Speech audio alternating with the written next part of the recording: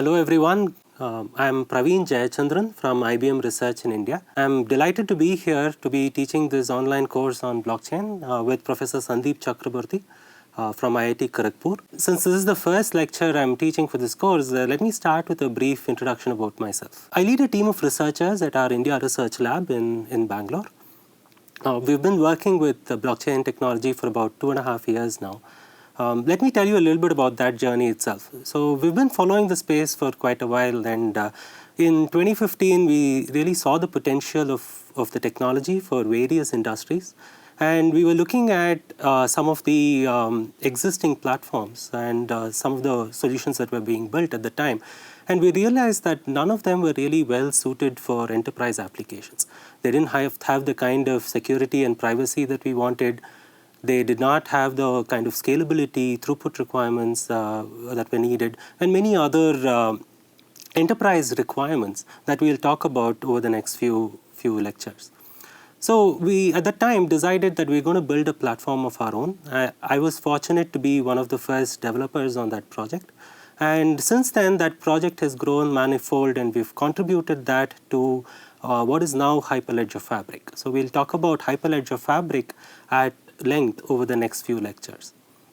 And since then, over the last couple of years, my colleagues and I have also been involved with various clients building some of the first production-grade enterprise blockchain solutions that are running out there with clients today. So along the way, I want to share a point of view of where enterprise is looking at about this technology, and give you some of that perspective. So with that, let's get started. So the first lecture is going to be just talking about what is the need for blockchain and enterprise, what are some of the requirements, and a high-level overview of this from an enterprise standpoint, what the technology means for industries. So first of all, I think over the last few lectures, you would have learned about Bitcoin. And I think it's been extremely popular. It's all over the media, a lot of startups in this space, a lot of venture capital funding for Bitcoin as well as blockchain. But I want to highlight this difference. You would have already heard about this. We see Bitcoin as just one application of the underlying technology itself. And the technology is much more powerful than just the Bitcoin application. So the overall opportunity for blockchain spans to multiple industries. It's for financial services, for supply chain, for logistics, for healthcare. There are a host of applications. We'll talk about those as well. And all of those go much beyond just a cryptocurrency or Bitcoin that is looking at. So I wanted to highlight that before we get into what really this means for enterprises. So let's step back maybe 20, 25, maybe even 30 years, right, when the internet was really picking up. At that time, what the internet really did for enterprises was that it really made communication extremely simple. Right? It made it easy for people to digitize and automate their processes.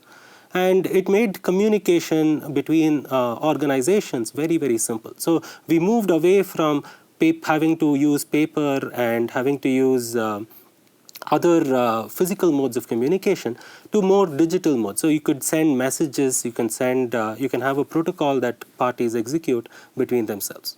So what this meant was, let's take an example, right? Let's take how the payment system works today with banks. Today, if I am to send, let's say, $100 to a bank in the US, a recipient, maybe a friend of mine in the US, then I instruct my bank in India to transfer that $100 to my friend's bank in the US. And it's not really just these two banks that are involved. What ends up happening, there are probably 5 or 6 other banks in between that all get involved in this transaction. And all of these become point-to-point communications. What I mean by that is, my bank in India talks to another bank, B, and then bank B talks to bank C, and so on. There are maybe 5 or 6 hops, and the money then finally, eventually, reaches my friend at the other destination. This becomes very inefficient, very expensive, and it's also vulnerable because there could be failures along the way, and then these failures have to then be manually reconciled. Right? So we are looking at these many point-to-point interactions that are happening in the current enterprise ecosystems. And this is true even for, let's say, the supply chain industry. You can think of it as, let's say, there is a supplier who is supplying certain, let's say, automobile parts to a manufacturer. And there may be other logistics providers, there may be a bank involved for finances. All of these become point-to-point interactions in today's world, and that becomes very inefficient and expensive. So we want to move from this kind of very complex interactions, point-to-point interactions, to this world where all of these enterprise users, they're all doing business with each other today. We want to bring them all together into one common platform where they're able to share information in a secure manner, right, amongst all of these participants. So this is where the blockchain really comes in. So what the blockchain provides is a mechanism by which multiple enterprises can come to a common shared platform where they can exchange information with one another. This is all business information for executing their business processes. They can exchange business information amongst one another in a shared, secure manner. And what happens is everyone in this ecosystem, whoever you need to know about this piece of information, will immediately get access to this information. So in some sense, every node in this blockchain network is going to store a replicated copy of all the information that is getting transacted. So think of each exchange of information being a transaction, and this transaction is going to get recorded on the blockchain. So all of these nodes are the participants of the blockchain. They're going to record it on what we call their ledger. These terms you would have heard in the Bitcoin context as well, but I'm going to introduce this from an enterprise context. So all of these participants in the ecosystem are going to store these transactions in a completely immutable log. It's an append-only log, so you can only add transactions to this ledger. You cannot tamper with previous transactions. And how these transactions get added onto the ledger is through a notion of consensus. So the consensus is an important notion here, where all the parties agree that this is a legitimate transaction that needs to get added to the ledger, and they all simultaneously, in a consistent manner, add that transaction onto the ledger. And what this completely auditable, fully immutable log gives you is provenance. So you have a full log of every transaction that has happened in this ecosystem, and everyone has this copy. So no one can cheat another party and say that this transaction did not happen, or I did not perform that transaction. So none of that is possible. It gives you a sense of immutability, so no one can change this in the future, and it also gives you finality. So once a transaction is performed, it is there for forever, right? Everyone can see that that transaction was performed. So this is the overall system, and this ensures that we can significantly reduce some of the inefficiencies that exist in multiple ecosystems today. Okay, so what are some of the key concepts, right? So we talked about a shared ledger amongst all the participants in the network. So this is an append-only distributed system of record of all transactions that have been performed on the network by any participant. So that's the shared ledger. So think of this as maybe some of the distributed systems concepts that you might have studied in other courses. And how this ledger is maintained in a consistent manner across all the participants is through a notion of consensus. So this is a protocol that all the participants will perform. It's an exchange of messages, and they all agree that this is a valid transaction that can be added onto the network. And apart from these notions, there's also a notion of security. Some of these notions are not there in the Bitcoin blockchain, where we want to ensure that only certain participants can see certain pieces of information, or they can only perform certain kinds of transactions. And all of these transactions are secure, they are authenticated, and they are verifiable. And there are many notions of privacy that we are also interested in. We'll look at some of those notions in subsequent lectures. And we also want to make sure that this is auditable, right? Maybe even a regulator can come in and see that all of these transactions are performed by valid users. They're all authenticated proper transactions to be performed on this business network, and they can admit these transactions. This is very different from how Bitcoin thought about blockchain. And another important aspect that we are interested in is the notion of smart contracts. So apart from exchanging information amongst participants in the network, we are also interested in executing business processes. And these are captured as what we call as smart contracts.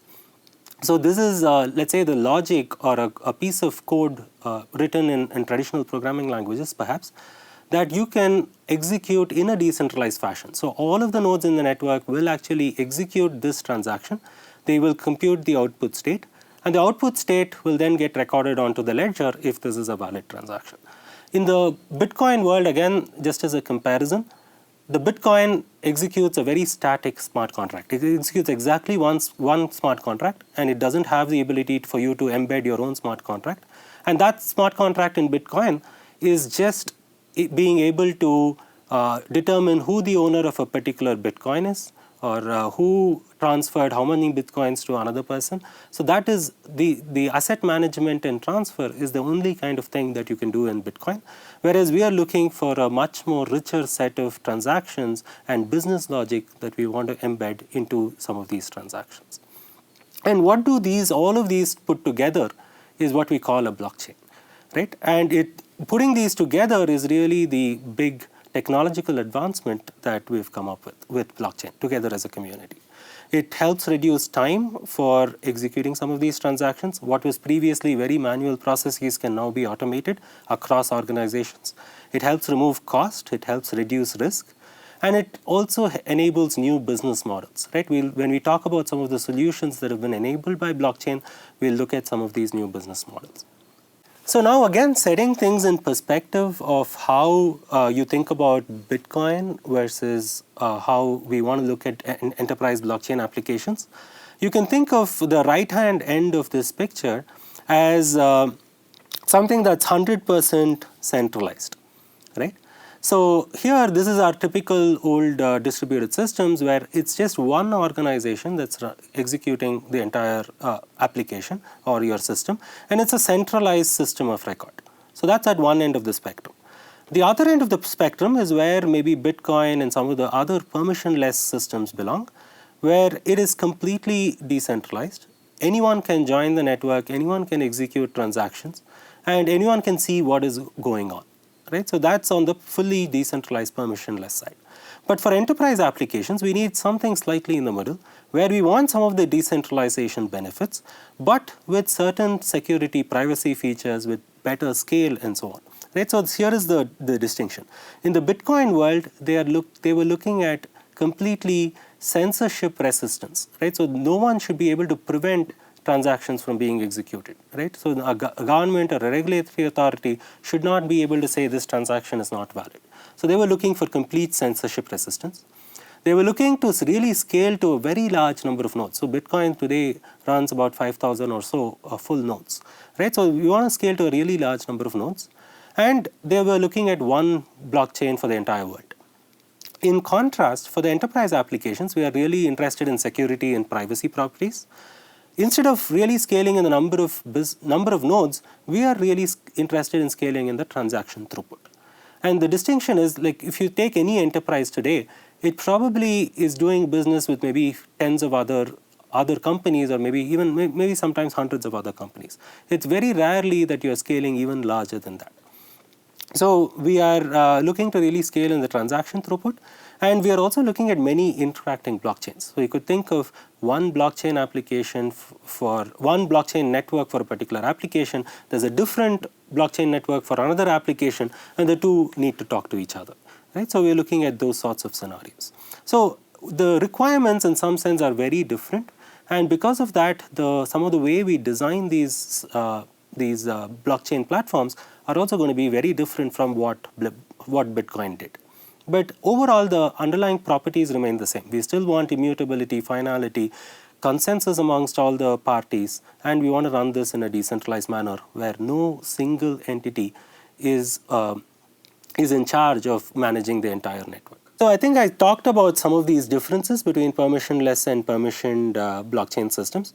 So the access is open in a permissionless setting to everyone in the network, whereas in the permission setting, we are only looking for permission read-write access. So you can specify who can write a particular piece of data, who can read that data. Those things, we give you flexibility for that. And the scale, permissionless is looking at scaling in the number of nodes. The permission blockchain is looking at scaling in the number of transactions. We talked about consensus. The kinds of consensus algorithms we use are going to be different between the two. We'll talk about that in detail. Identity management is going to be different. So we'll talk about all of these in greater detail over the next few lectures. With all of this, going back to my initial story about how we started more than 2 years back, we started building this kind of new blockchain platform specifically suited for enterprise applications. We then contributed that to what is now the Hyperledger project. It is now governed by the Linux Foundation. It is under the aegis of the Linux Foundation, and it's one of the fastest growing open source projects out there today. Right? So today we have over 220 plus members of this foundation. These are all leading enterprise companies. So in the next slide I have some of those names, and it's grown very quickly over a very short span of time. Right? So here is just the set of logos of all the various companies that are that are now part of Hyperledger. So this includes large technological firms. It includes large financial companies, banks, and so on. It has a lot of startups. It has even healthcare companies and industry-specific companies who have joined this consortium to help promote its mission in building the enterprise-grade blockchain platform. Right? And there are some academic institutions that have also joined the consortium. So Hyperledger Fabric, so this is going to be the focus of the next few lectures, and something that my team and myself have contributed to. It was released, a production grade of the Hyperledger Fabric was released in July last year, a version 1 of that platform. And it has a large number of organizations contributing to it. So we can kind of get the best of experiences from around the world. And IBM is one of the largest contributors to this, both in terms of code as well as IP. And we are fostering this consortium. There are many other projects that are also part of the Hyperledger consortium. One of them is Hyperledger Composer. We'll look at this as well. So this gives you a set of higher level abstractions for business users to come and develop applications on top of blockchain. So instead of having to work with the nitty-gritty details of the blockchain platform, we can work at a higher level of abstraction where you can talk about business concepts directly and encode that to run on the blockchain platform. It has many interesting features that you can model your business network. You can talk about it in terms of assets, participants, and transactions, rather than having to talk about low-level variables and functions and so on. And it's all exposed via APIs, and you can automatically generate some of these APIs as well. And it also gives you the ability to integrate with existing systems of record. So blockchain, in many of these enterprise applications, blockchain is going to be just one part of a larger application. So it might involve other databases or other places where you're storing data. You might have to bring that data into blockchain, or whatever is getting recorded on blockchain, you might want to extract that out and do your own analytics and visualization and things like that. So some of those capabilities are also part of Composer. And Composer is also fully open source, open governed, and it's also under the Linux Foundation Hyperledger project. And this is an easy link for you to go try it out quickly. So they have a playground out there where you can go try out. But we'll have a couple of lectures dedicated to looking at some of the details of Hyperledger Composer. So for me personally, I think when I was back a student, maybe more than 1 or 2 decades ago, some of the most interesting courses for me were the ones that really kindled my curiosity, and they really made me explore and read a lot more than what the course material was really about. So with that as a guiding force, I'm looking to this. I'm creating this section called Fun Reading at the end of every lecture, where I'll point you to some extra reading material that, if you're interested, you can go and look at it. Right? So I'm trying to point you to certain directions where you can go explore further than what the lectures themselves give you. So I'm hoping that at least some of you will go through some of these additional material. Maybe you pick and choose which topics you're most interested in, you go delve into that deeper. But I would encourage all of you to at least look at some of these reading material. They're all very good material overall. So these could be research papers, these could be blogs, these could be interesting startups that you could look at. It could be videos, short ones that you can get a flavor of what this is about, what the particular topic is about, and so on. Right? So for this lecture, There is an interesting video on the difference between Bitcoin and blockchain, which I've talked about a couple of times during the course of the lecture itself. So this is a short YouTube video, just 3 minutes, but it gives you a flavor of some of those differences. I'd also encourage you to read the original article on smart contracts. This was by Nick Szabo back in 1994. So imagine this was 15 years before Bitcoin. So people at that time were talking about being able to run pieces of code in a completely decentralized fashion. So it was not like Bitcoin came up with these concepts out of thin air, but there was a lot of research that went on behind the notion of Bitcoin and blockchain itself. So this is one of those things. It's a very short read. It's just a philosophical statement that we want to be able to run these pieces of code in a decentralized fashion.